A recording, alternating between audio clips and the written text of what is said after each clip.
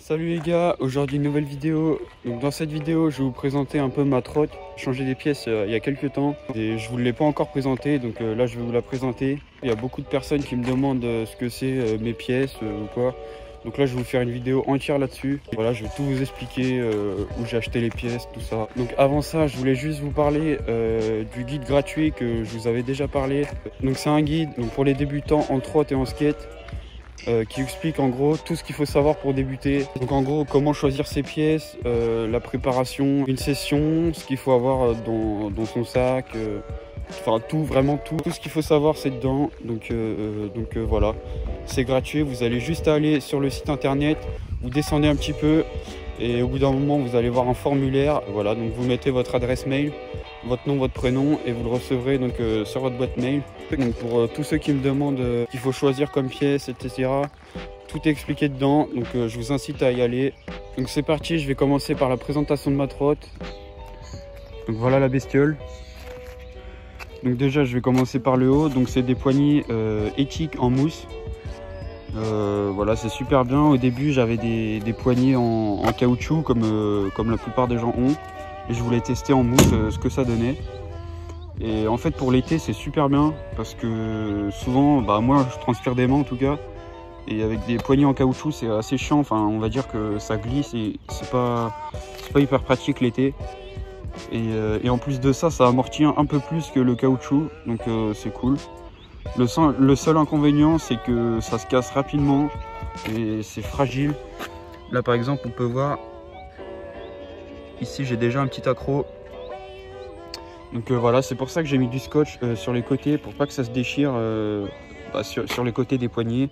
Donc voilà, c'est pour rendre plus solide les poignets on va dire. Ensuite la barre, donc c'est une barre Supremacy que j'avais acheté, je l'avais acheté sur Scooter Hut, ça fait 1 ou 2 ans. Donc vraiment c'est une barre qui m'a duré et vraiment je la kiffe. Donc les gens qui disent que Supremacy ça plie vite, c'est fragile ou quoi, moi perso j'ai pas eu du tout de problème. Et voilà, ça me tient bien, il y a quelques rayures, enfin bon ça c'est normal. Mais vraiment c'est la barre parfaite. Elle est peut-être un poil lourde mais franchement c'est super. Ensuite ah oui, donc en fait là c'est un SCS, mon système de compression. Et au début j'avais un IHT, du coup il y a une fente, je sais pas si on va la voir là. Ouais, si on la voit. Et en gros j'ai mis un spacer à l'intérieur pour pas que ça serre la barre dans le SCS. Donc en gros c'est un truc fait exprès. Et voilà, je vous l'avais déjà présenté en vidéo unboxing, le spacer. Donc ensuite SCS tilt. Donc ça fait pas longtemps que je l'ai. Et ça tient bien, ça bouge pas hein, la base. Ensuite j'ai un spacer ici. En fait la fourche elle est trop longue, je l'ai fait à la mode gitan, c'est un tube en cuivre que j'ai coupé et donc voilà, ça fait pile poil la taille qu'il fallait, donc je l'ai fait moi-même. Et donc voilà, donc c'est pour les SCS et ça il n'y a pas besoin d'avoir un spacer sur toutes les trottinettes, donc ça dépend vraiment de la fourche que vous avez. Ensuite j'ai un JDD Proto, donc c'est le Integrate. C'est celui qui est, on va dire, il n'y a pas de vraie coupelle. La coupelle qu'il y a là, ça tient en même temps le roulement. Donc en gros, c'est plus léger que n'importe quel LCS parce qu'il y a une pièce en moins. Donc voilà. Ça tourne bien, j'ai pas eu de problème encore. Ensuite, la fourche, c'est une fourche Wise Forecast. Voilà, je l'avais acheté d'occasion à un pote. Ensuite, les roues, c'est des roues Proto, les Proto XLA et la Grip. Donc vraiment c'est des roues, je crois que j'ai jamais autant kiffé des roues. Le seul problème c'est que c'est des 110 mm et moi je préfère les 120. Voilà, c'est juste ça, mais sinon elles sont vraiment parfaites. L'impression de rouler sur un coussin et c'est vraiment nickel, ça tient bien. Là ça fait ça doit faire peut-être 1 an que je les ai celles-là, je sais pas. Ensuite le deck c'est un Native. Donc le Native Advent V2 et ça c'est vraiment un bijou. En fait le poids du deck il est beaucoup réparti sur l'arrière, donc ce qui fait que pour les magnoles c'est beaucoup plus facile. Avec des box end, ça veut dire que c'est carré à l'arrière du deck. Et donc là il y a des pegs, donc c'est intégré dans le deck. Et après j'ai le frein brakeless, donc c'est un frein qui freine pas en gros. C'est juste pour bloquer le pied sur la roue, pour pas que le pied il touche la roue. Et après un grip. Après c'est le grip Community que j'ai changé il y a pas longtemps. Donc ça c'est un grip à gros grains et je voulais tester voilà, les gros grains. C'est la première fois que je teste et franchement je suis pas déçu. Je crois que je vais prendre des gros grains à chaque fois. Et en gros ça grippe plus longtemps. Et il y a moins de poussière qui se met dessus. Même si là il est un peu dégueulasse. Enfin, bon, en même temps je fais pas attention. Mais là on peut voir encore les grains qu'il y a là. Et vraiment ça tient plus longtemps que les petits grains. Parce que les petits grains au bout de 2 semaines déjà les grains ils sont morts. Après ça grippe plus. Donc là vraiment gros grain c'est parfait. Et voilà nickel.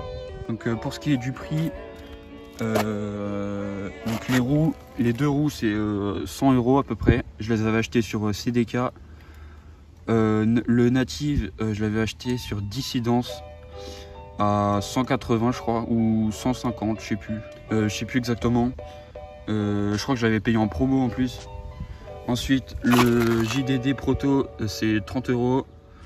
Le petit spacer, bah ça c'est gratuit, ça ça vient de mon garage.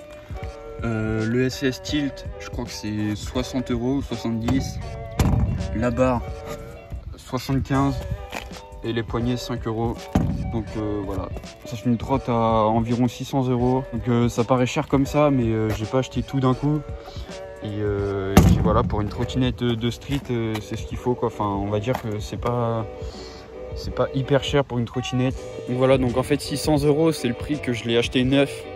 Et il faut savoir que les trottinettes freestyle ça se vend pas bien du tout. En gros si je voulais la revendre, je la revendrais même pas 200 €. Donc voilà, c'est vraiment ouais, il faut savoir que les trottinettes ça se vend pas cher du tout. Donc si vous voulez en acheter une pour pas trop cher, vraiment vous pouvez avoir de la bonne qualité pour pas cher du tout. Donc vraiment cherchez d'occasion si vous voulez commencer ou avoir des bonnes pièces.